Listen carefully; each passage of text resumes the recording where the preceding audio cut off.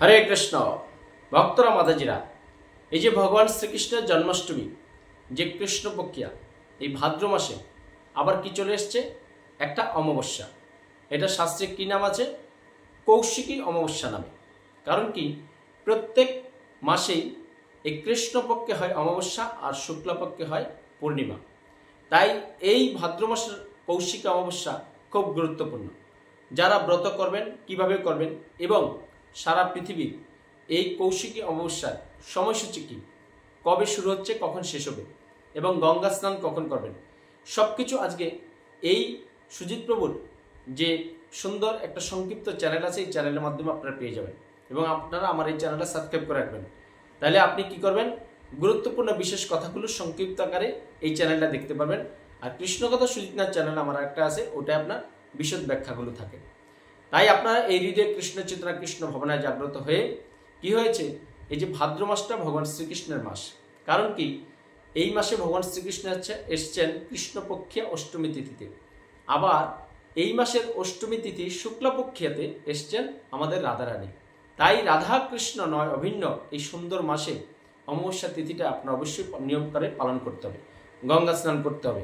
এবং এই অমাবস্যাতে আপনারা কি করবেন, যেহেতু আমাদের যে পশ্চিমবঙ্গের যে বীরভূমে যে তারামায়ের মন্দির আছে, সেখানে কিন্তু বিশেষ হোমযজ্ঞ এবং পূজার ব্যবস্থা হয় এই কৌশিকী অমাবস্যায়। অনেক হাজার হাজার লক্ষ লক্ষ ভক্ত দেখবেন ওখানে গিয়ে সিদ্ধি সাধনা বা লাইন ধরে পূজা দেয়। তাই এই যে তারামা, তিনি কে? তিনি হলেন ভগবান শ্রীকৃষ্ণের একটা মায়া শক্তি। ভগবান শ্রীকৃষ্ণ তার মায়া শক্তিগুলো কি করেছেন, বিভিন্ন দেবদেবীর মধ্যে তিনি ছড়িয়ে দিয়েছেন। তাই বিশেষ করে যারা তামসিক এবং রাজসিক যারা হয়, হ্যাঁ, গুণে অধিষ্ঠিত হয়, তারাই একমাত্র বিভিন্ন দেবদেবী এবং মায়ের আরাধনা করেন। তাতে কোনো অসুবিধা নেই, আপনি করুন। কিন্তু শাস্ত্রে আমরা পেয়েছি যে যে যেভাবেই আরাধনা করুক, দেবতাদের পূজা অর্চনা করুক, ভগবানের করুক, একমাত্র শ্রীকৃষ্ণ হলেন পরম ভোক্তা। তাই আমরা যদি শুদ্ধভাবে এই অমাবস্যার দিনে যে সূর্যদেব তিনি কি করেন, চন্দ্র থেকে অনেকটা দূরে তিনি অবস্থান করেন, যার কারণে কি হয়, রাতেও পৃথিবীটা অন্ধকার আচ্ছন্ন থাকে। আমাদের চাঁদ তার নিজস্ব আলো নেই, তিনি সূর্যের দ্বারা আলোকিত হয়। তাই তিনি আলো থেকে কি অনেকটা দূরে চলে যায় বলে কৃষ্ণপক্ষিয়াতে অমাবস্যা হয়। আর শুক্লপক্ষিয়ায় চাঁদ এবং সূর্য কাছাকাছি আসে বলে দেখবেন পূর্ণিমা হয়। তাই আপনারা আগামী এই অমাবস্যা শুরু হচ্ছে কবে, আপনার 22 আগস্ট শুক্রবার, হ্যাঁ, 11:54, প্রায় 12টায় শুরু হচ্ছে, থাকবে 23 আগস্ট শনিবার, হ্যাঁ, আপনার এই 11:32 পর্যন্ত। তাই আপনার 23 তারিখ এবং যে 22 তারিখ অমাবস্যা শুরু হচ্ছে, সারাদিন সারা রাত থাকবে। আপনারা অবশ্যই 23 তারিখ অমাবস্যা ব্রত পালন করবেন, গঙ্গা স্নান করবেন নির্দিষ্ট সময়ে। আমি এই ভিডিওতে দিয়ে দিচ্ছি যে অমাবস্যা শুরু থেকে শেষ পর্যন্ত আপনারা কী কী করবেন এবং গঙ্গা স্নান কখন করবেন ভক্তরা মাতাজিরা। তাই সবাই ভালো থাকুন, সুস্থ থাকুন এবং বাড়িতেই অমাবস্যার দিন বিশেষ করে আপনারা ভগবানের কৃষ্ণপ্রসাদ বা নিরামিষ আহার গ্রহণ করবেন। সমস্ত প্রকার আমিষ দ্রব্য, আপনারা নেশাজাতীয় দ্রব্য এগুলো বর্জন করবেন।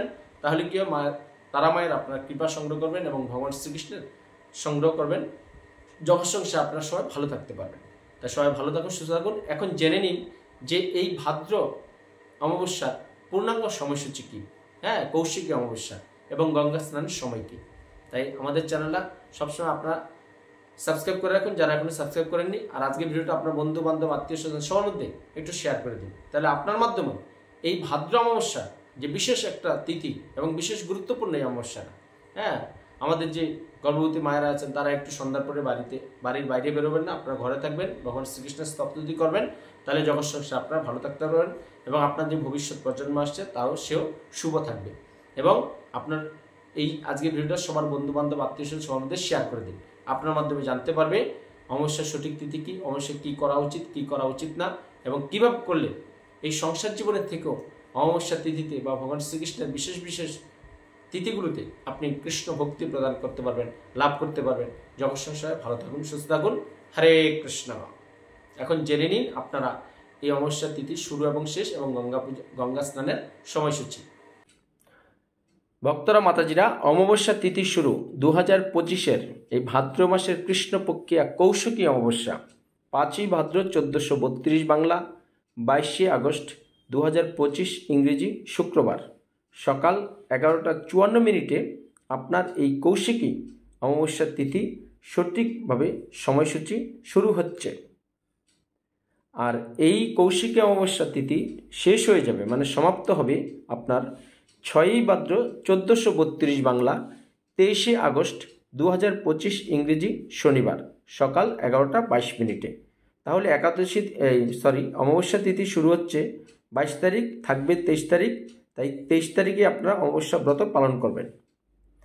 আর এই যে ভাদ্র মাসের কৃষ্ণপক্ষিয়া এই অমাবস্যা, যেটা কৌশিকী নামে প্রসিদ্ধ, অবশ্যই সেদিন গঙ্গা স্নান করতে হবে। আর গঙ্গা স্নানের সঠিক সময়সূচি হলো পঞ্জিকা মতে 23শে আগস্ট 2025 ইংরেজি, যেদিন আপনারা অমাবস্যা তিথি পালন করবেন সেদিন 6ই ভাদ্র 1432 বাংলা শনিবার ভোর 5টা 18 মিনিট থেকে সকাল 11টা 24 মিনিট পর্যন্ত। এই সময়ের মধ্যে আপনার নিকটস্থ যদি গঙ্গা থাকে সেখানে স্নান করবেন, না হলে আপনার বাড়িতে যে নিয়মিত স্নান করেন সেখানে শরীরে জল ঢালার আগে 3 বার গঙ্গা গঙ্গা বলে নেবেন, তাহলে গঙ্গার সমতুল্য জলে অবশ্যই এই অমাবস্যায় স্নান করুন। আপনারা সংসার জীবনের সবাই ভগবান শ্রীকৃষ্ণের কৃষ্ণ চেতনা কৃষ্ণ ভাবনায় ভালো থাকুন, সেটাই আমি সনাতন ধর্মের প্রচারক কৃষ্ণের দাস সুজিত প্রভু চাই। সবাই ভালো থাকুন, সুস্থ থাকুন। হরে কৃষ্ণ।